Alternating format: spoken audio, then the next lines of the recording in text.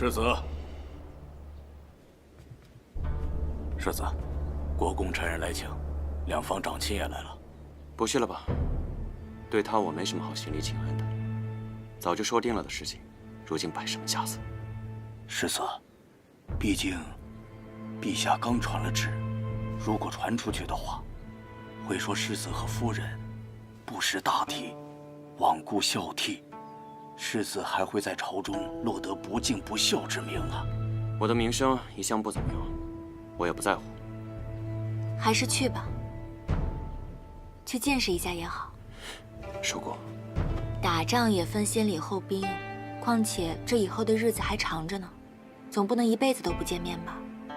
你从前可不是这么婆妈的人，现在怎么了？怕了？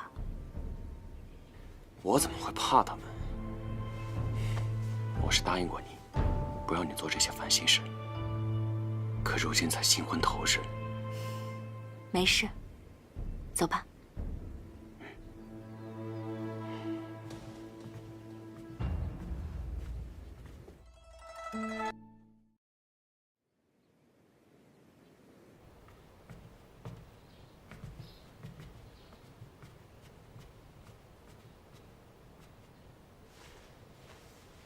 你们先去给惠孙敬茶了。惠敬活人先敬死人，一点规矩都不懂。实在不知诸位长辈在此等候多时，只是死者为大，勿忘故人，是陛下在围猎时便曾表露过的。好利索的嘴皮子，茶都等凉了，头日过门就这么侍奉长亲？是啊，这茶都等凉了，还是请侄媳妇儿再重新沏一壶吧。上来。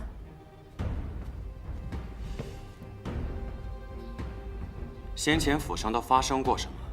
大伯和三叔是忘了吗？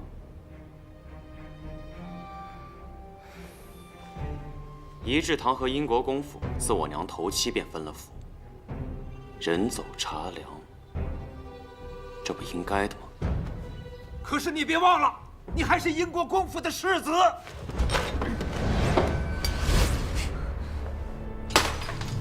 公公说的是，如今我嫁给了国公府的世子，那我便是世子夫人。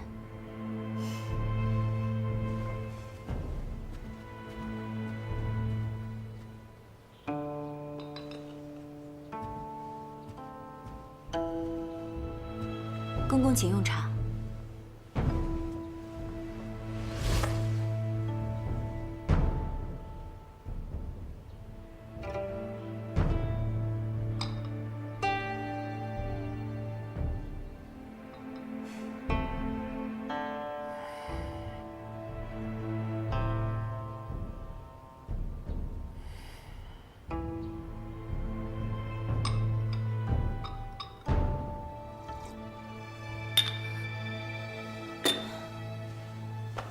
这是我给嫂嫂备的礼，以前每次哥回来都要跟我一起，如今机会虽少了，好在有嫂嫂陪着哥了。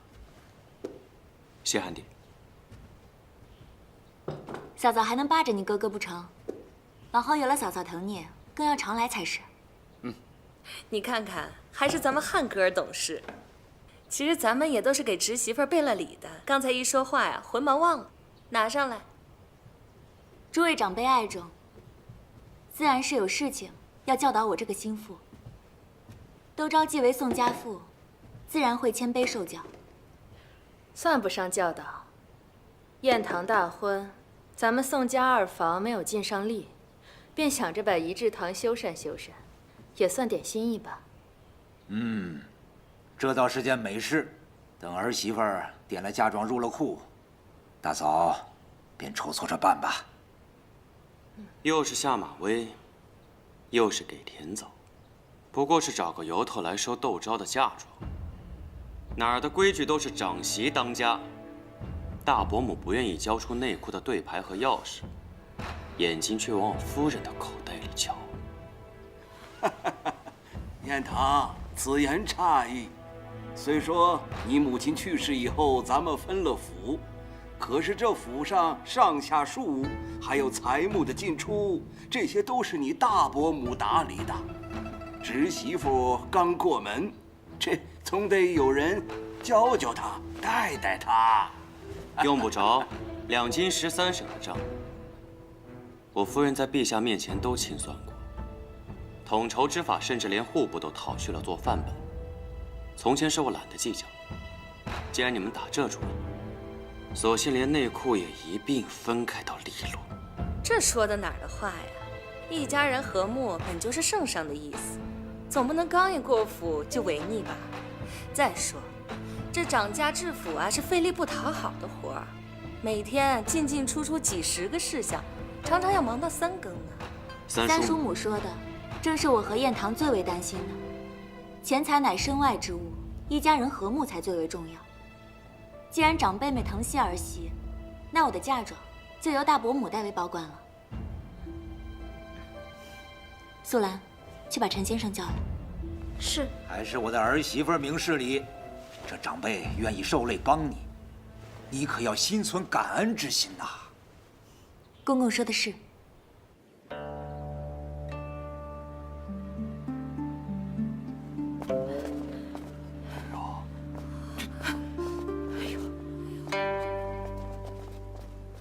你的私产不都折损在福亭了吗？是啊，只是野火烧不尽，正巧要赶上了春风。苗家做的土豆生意，有我80%的本钱。小姐，刚才我已大略查过，约7万两。招姐姐独具慧眼，今年的分红都在这儿了。你是说这7万两只是分红？嗯，这2箱便是公侯之家10年的脚用呢。别大惊小怪，被人看了笑话。我本是想着把嫁妆和这些分红一同入了府内的账，替长辈们分忧，帮忙管理府内的账。每年估计有个20分息的增长，各种置业、买卖、农作，加起来至少会获利7、8万两。如今都归了大伯母掌持，想必会比儿媳赚得更多。啊，这1年赚7、8万两，我哪能啊？是。儿媳的嫁妆中还有一些田庄商铺，是和京城的一些侯伯夫人们合资的。每年若是赚不足这些银两，怕是要断了这层关系了。做生意嘛，最讲究的就是信誉了。这信誉要是没了，这生意就很难再续了，说不定还会得罪对家。弟妹生财有道，在京城是出了名的。婆母平常打理府上用度，那和弟妹的生意比起来，确实是不值一提。不如我看这账还是分开了算比较好，免得一家人啊最后因财生了嫌隙。男子汉大丈夫，贪女方嫁妆财产，最没出息。苗姑娘，把这些银钱弹回去，免得人家说我们宋家不是。好，我继续替姐姐管钱赚钱便是。抬走。赵二，跟三叔母说说，这些钱是怎么赚的？真没想到啊，侄媳妇这么能干呐！啊，二弟，我看不如把英国公府咱们的私产都交给侄媳妇打理吧，反正都是自己人，信得过是不是？是啊，这样好。大伯有命，本是不敢推辞的，只是若公公不点头，我身为心腹，实在是不甘忤逆。二弟，二哥，我懒得管了。不是，哎，二哥，二弟呀，二弟，二哥，你别不管呐！弟妹，你这生意可否也给你大伯家和三叔家留个席位？是啊，赵二，咱们手上都有些积蓄，我们都我还当他是暗亏朝野的辅佐之才，没想到后宅争斗也是一把好手。我知道世子是护着小姐，只是定国公和蒋夫人之死，乃一脉连枝啊。偌大的内宅，无非就是从钱财的调度和仆人的言行之中去查。小姐争掌府之权，也是为了世子。现下笼络人心，对牌，自可水到渠成。二弟呀，这件事你可不能不管呐，这可是7、8万两银子。这俗话说这个利字当头嘛，啊。对呀，咱不用怕，这对牌不是还在我们手里吗？是啊。我平日薄待你们了吗？他才进府1天，就把你们全都给拿捏了，不，愧对列祖列宗。这尸骨不化。哎呀，走了。我说哥，你怎么和钱过不去呀？老三呐，别跟他啰嗦了，快出来！哎，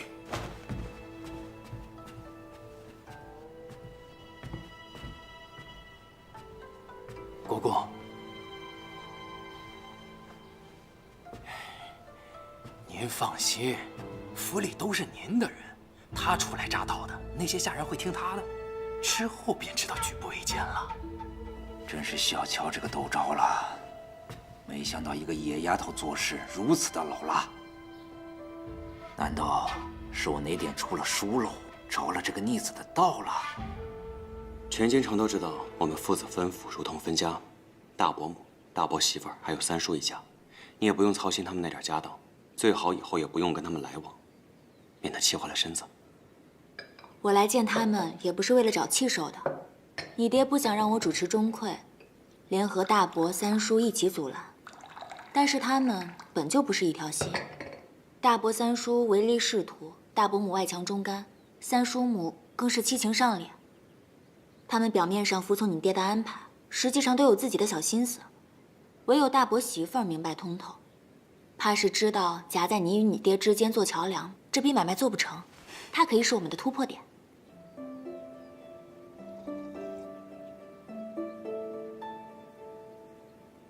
怎么了？只见过一次，就这么清楚，我的夫人为何如此聪慧？当日在田庄我救乌扇那次，你不也一眼就看出了我家里的弯弯绕？还是世子那招相面之微比较厉害。日后英国公府那边要再出什么花招，你让陈先生去金吾卫队找我，莫要自己扛。昨夜里还奉承我是女诸葛，这就信不过我了。不是信不过，是担心。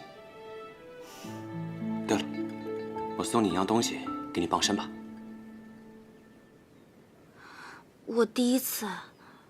没关系，稳住重心，盯着目标，瞄准。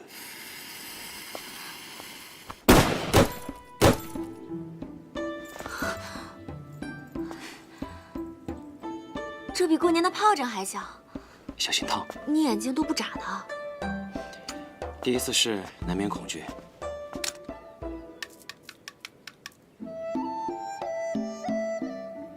越是害怕，越是要心定，沉住气。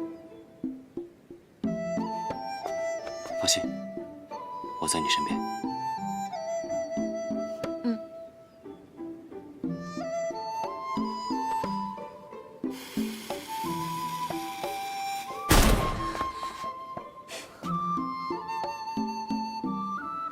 没打中，已经很棒了。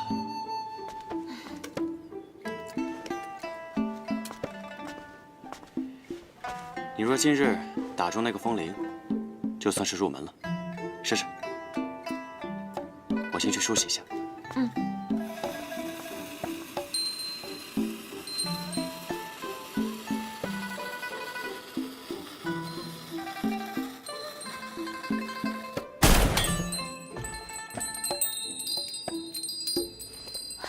打中了，我打中了。夫人，可塑之才。手怎么了？给我看看。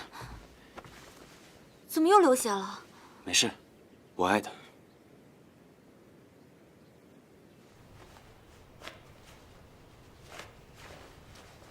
燕堂，不是说洗澡我自己来就行了？你这手都伤着呢，结疤前是不能沾水的。我来吧。没事，我自己来就好。还是我来吧。若你受伤时我都不能照顾你，岂不是枉为人妇了？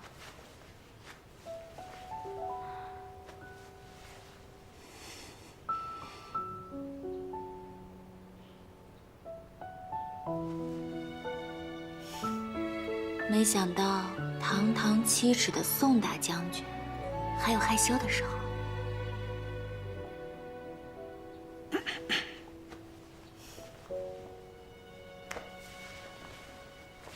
策马萧萧过残岗，听晚来风怒又连环。物是云台未消散，余生望你轻若安澜。夜明知是风浩繁。我说我自己来，不是害羞，是怕吓着你。有朝只是写一生的傲然，为你带花。之前在朝闻书铺，陈先生帮你包扎时，就曾说过，你背后满是伤疤。如今居然看到了。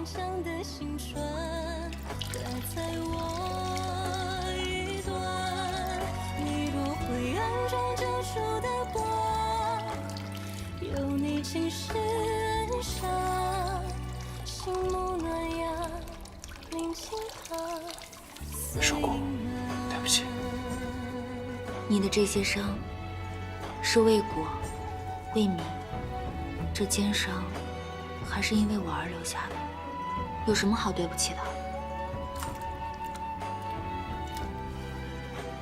燕桃。2个人一起生活，最重要的是要让彼此觉得更舒适、更自在。以后的日子，无论发生什么事情，我们都要坦诚相待，共同面对，好吗？好，我答应你。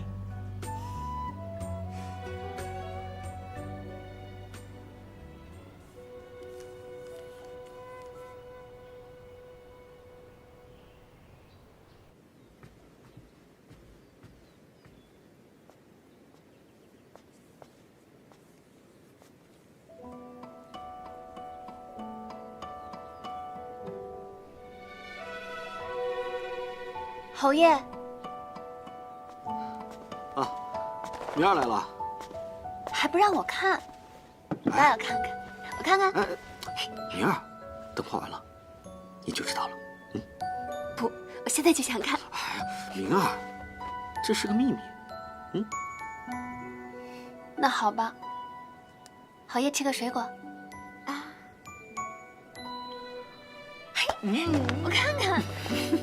你不让我看，就不让你看。看看，侯爷，你真是的。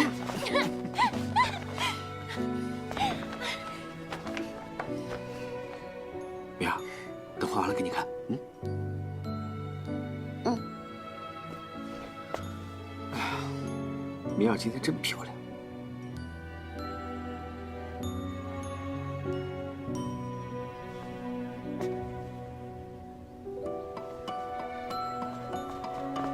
老爷、夫人，给姑奶奶准备的八珍汤好了，该去问安了。问安问安，一天到晚就是问安，烦不烦？行了，你先下去吧。是。那我去了。辛苦明儿了，去吧。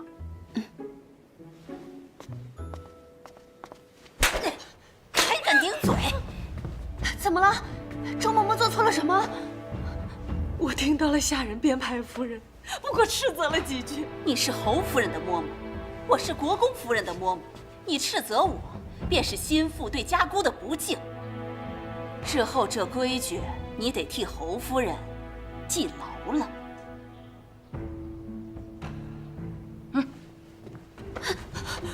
夫人，嬷嬷。明姐儿，把汤端过来吧。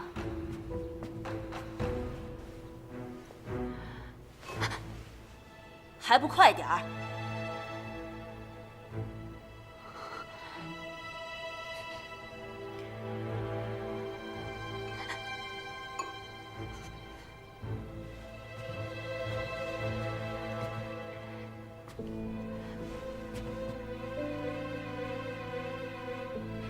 侯夫人，跪地而奉，手举过顶，才是敬重。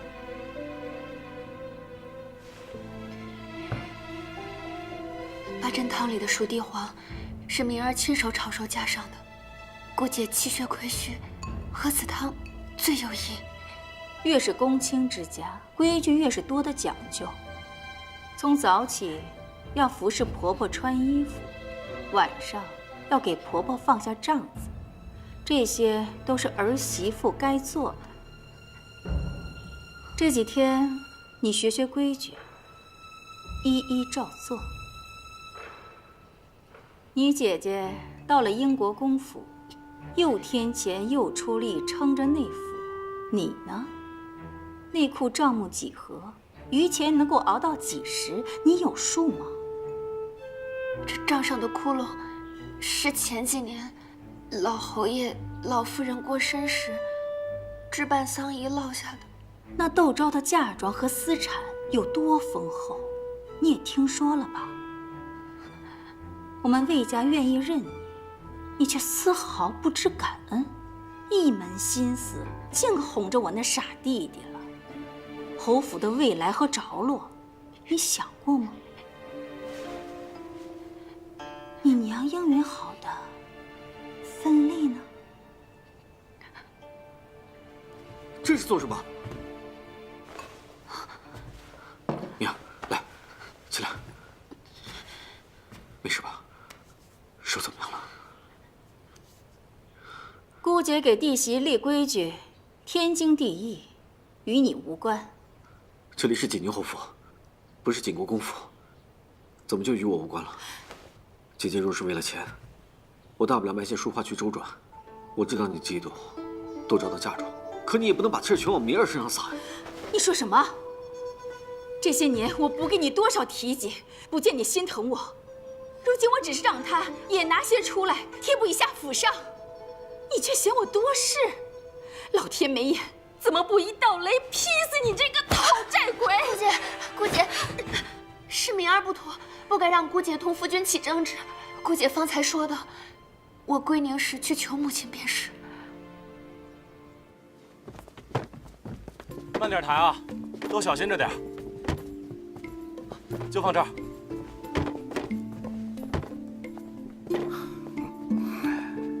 这么多的回门礼，想必京城是头一份啊。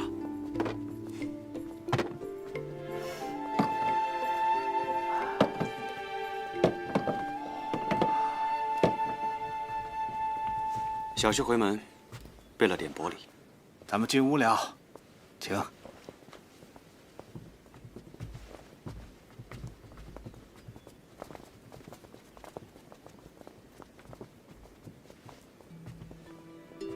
你这是存心让我女儿难堪。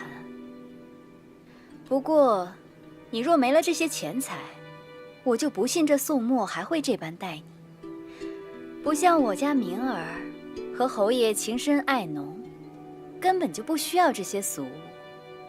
你呀，只不过是个可怜人罢了。这些话从夫人嘴里说出来，还真是新鲜。钱财难赚，情爱却易逝，这个道理还是我昔年从夫人身上学到的。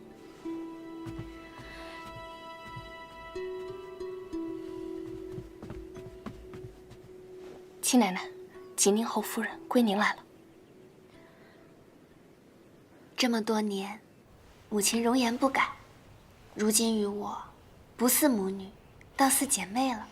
是啊，你不在这府中的日子呀，我也省了不少心，自然这气色就越来越好了。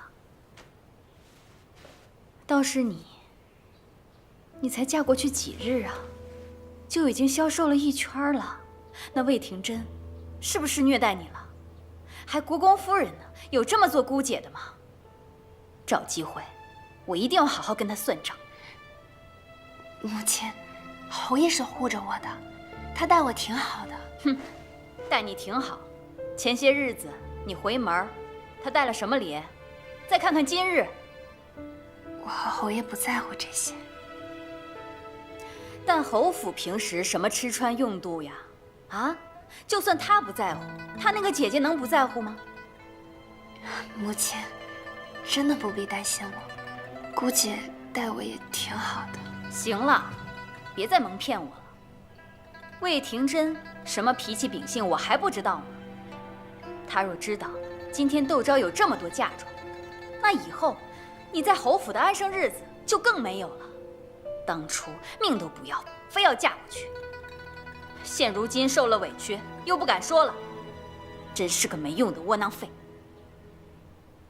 旁人羡慕姐姐的嫁妆，比较议论也就罢了，为何娘也拿这个来奚落我？那我还有什么好说的？自生下来，我在娘的眼中就全是错漏。既然如此，我不来给娘添堵便是。哎，小姐，你瞧这孩子啊，在婆家受了委屈，回来知道跟我吵架了。你瞧他那个性子，跟他爹一模一样。夫人，您不知道，明姐的日子过得实在是辛苦。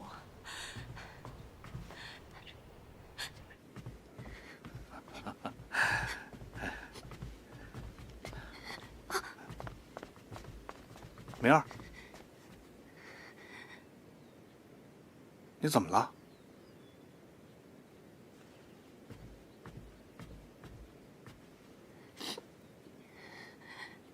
你怎么哭了？明儿定是初为人父，有些想家了。让她们姐妹俩叙叙话，小婿陪您喝一盅。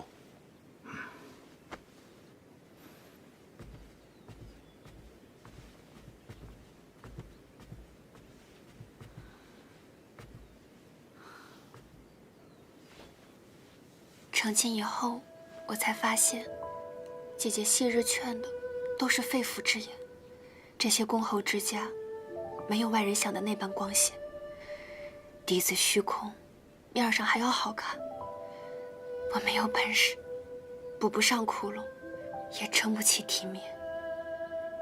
过去的事情就不要再提了，过好以后的日子才是最要紧的。越是名门望族，这账上的窟窿就越大的吓人，你得放宽心。我的那些嫁妆和这些窟窿相比，简直就是九牛一毛。如今，倒逼我这个后宅妇人从哪儿变出钱来？其实很多内务小事看似不起眼，但这其中有很多的讲头。就像是辽东米软糯，900文一担，而江南的鲜米硬朗，只要700文。做粥2碗辽东米，1碗鲜米，做饭反之，这样粥饭都好吃。这1年下来，也能省个500-600两的进账，一半存到银楼，一半放给茶商，就能赚到上千两。好法子！姐姐，你上辈子一定是个财神。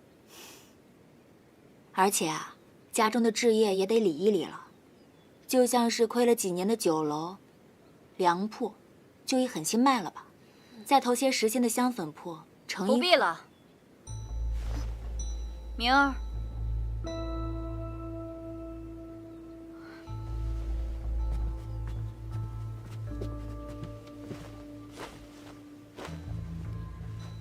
明儿有我和他的外祖撑腰，就不用学你这副抠缩的样子。这辈子，我不会让明儿缺了钱去的。等过几日，让他外祖给侯爷安排个实缺，侯爷仕途昌顺，就更不必为这些俗务琐事而分心了。走。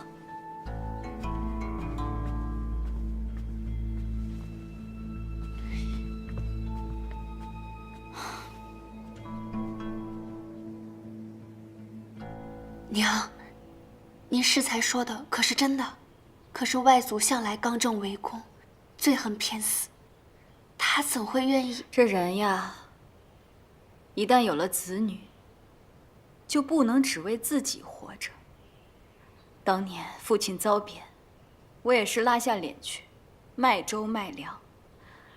如今为了你，我也只能再拉下脸来，求父亲破一次例。把这些拿着。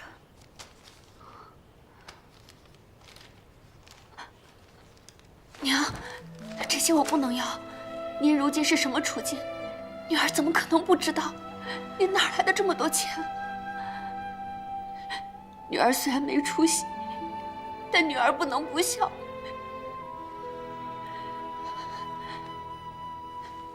土匪放钱可是大罪，朝廷又查得严。娘，咱们再想想别的法子，好不好？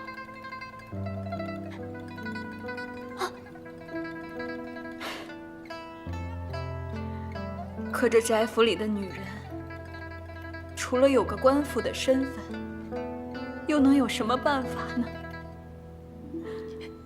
难道要学那窦昭，认识些不三不四的人，操持谏业？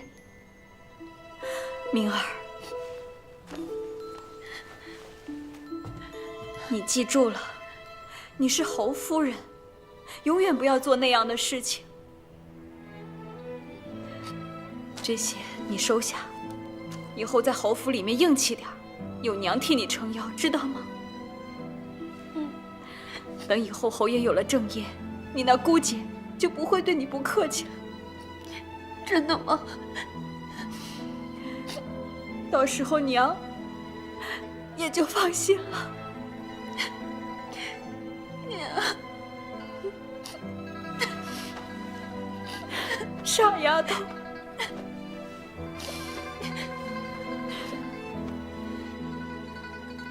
小心。去吧。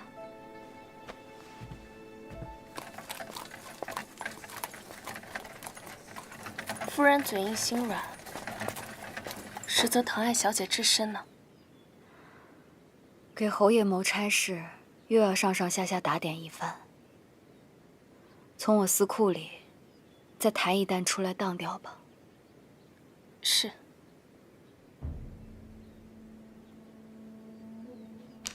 这采买的账有很大的水分，去一一验过，看管事的贪了多少。夫人手上没有对牌，吩咐不动那些下人，要补的瓦、该添的药都事事推诿。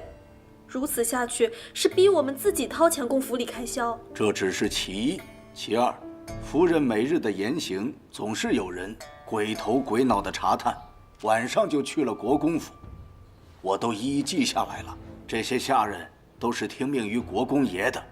我们在英国公府成了不速之客了。世子怎么看？要不要我把府里的人都换一批？管不了国公爷的人，至少一志堂可以换成自己人吧？没那么简单。能留在英国公府做事的，都是从3代以前跟随祖上有关系的老人，有好些还是看着我长大的。一并换掉，且不说难易，实在是心有不忍。那也没有助长这些下人威风、委屈夫人的道理吧？素兰，我已经与世子成婚了，以后不可以再把世子当外人了。素兰知错了，姑爷对不起。眼下换新的仆人，一时半会儿也培养不成心腹，还有可能混进来细作。如今太子和庆王都想拉拢世子，若是他们的人混进来，会比现在的情况还糟糕。夫人，世子，英国公府的人未必全都要换掉，他们本身忠于英国公府，而不是宋宜春。之前世子行事暴虐，他们以为世子是与英国公府为敌的，所以才站边宋宜春的。倒也是啊，日后若世子真要掌控整个英国公府，而夫人又能拿到府上钟馗对牌，他们自然也就服了。可问题的关键在于，世子被打，婆母去世又很蹊跷。虽然说这院中的家仆都换了一批了，但这其中，说不定还有家仆知道缘由，所以世子不能换他们。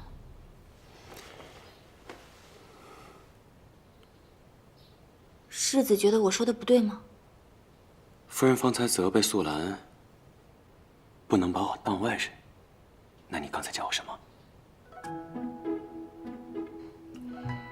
燕堂。再说一遍。燕堂。哎呀，他们都在呢，干什么呀？马上不在了。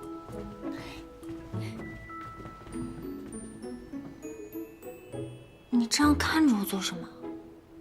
我从前总说自己名声不好，细想，你以前也和我一样名声不好。那是我之前不想嫁人，所以不在意他们说什么闲话。可如今你我成婚，夫妻一体，你要仕途高升，就容不得王映雪、宋宜春造谣传话，损害声望。我得断了他们这本事。本是要保你自在随心，如今却让你成日为这后宅争斗所困扰，是我对不住你。我们家本来也是狼虎一窝啊，谈不上谁对不起谁。再说，你都说我是你的军师了，自然要帮你分忧啊。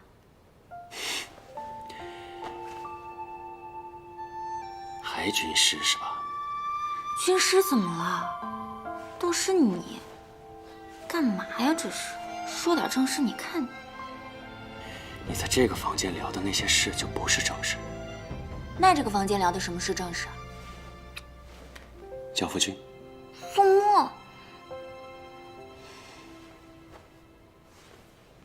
愿如海苍月，如蝶莲花间，如阡陌淡如心弦，晕开思念。如朝日等飞燕，金戈追长鞭。哦，我说姑爷怎么一直黑着脸呢？原来是咱家姑娘没改口。真没想到我们能在一个府里当幕僚，感叹前几个月我们还是敌人呢。世事难料啊！我在想啊，若是当日攻城之时那一箭没有射歪，会如何？哎，老弟啊，你看这伤疤还在呢。嗨，陈先生，咱们仪制堂有上好的甘露白，正好小酌以赔罪。好，请。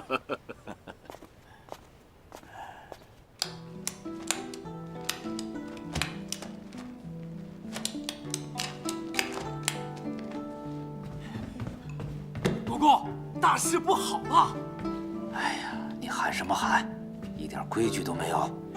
好像出事儿了。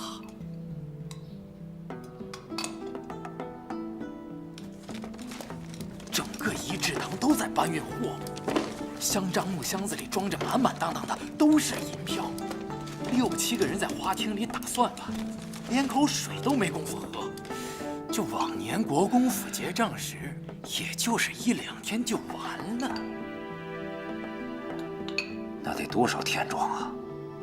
窦家虽然是出了名的商贾出身，但也不至于有这么多的家财吧？是啊。赶紧给我盯紧了，查一查，到底是怎么回事。是。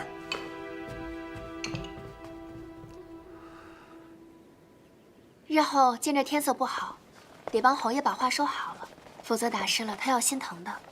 是。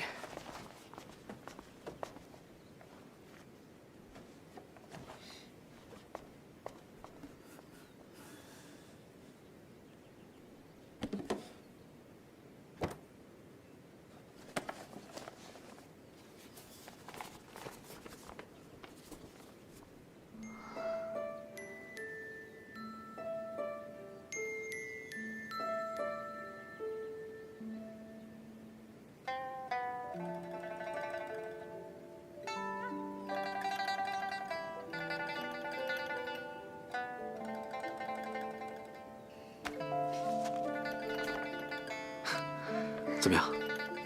喜欢吗？喜欢。只要是明儿喜欢的，我就开心。这是裴锦上次画的吗？对啊，这不是要给你个小惊喜吗？真好看。夫人，夫人，我家夫人请您过去问话。啊，知道了。侯爷也能陪我一起去吗？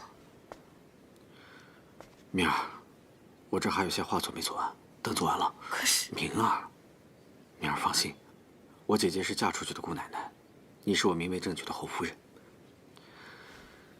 你也应该拿出侯府主母的做派来，省得让他们欺负。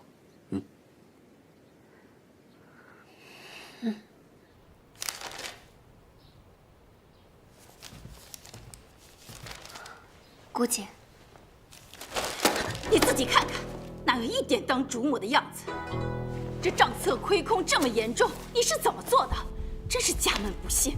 要没你替嫁这种事，我们侯府至于到这般田地吗？你哑巴了？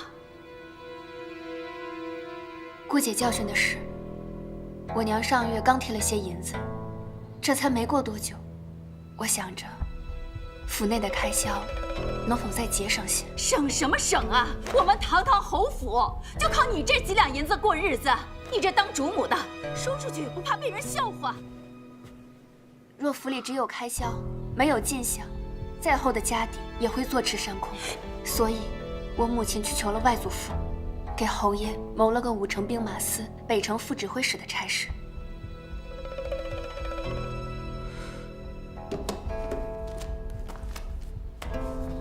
这是侯爷的任命书。原本打算叫上侯爷一同将这个好消息告诉姑姐的。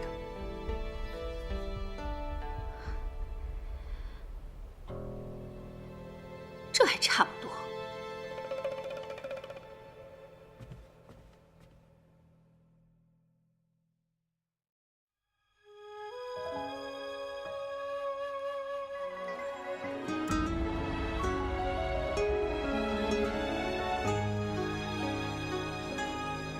宁儿的孩子就是被你硬生生给弄没的。你今日若不能给我个交代，咱们就去圣天府说理去。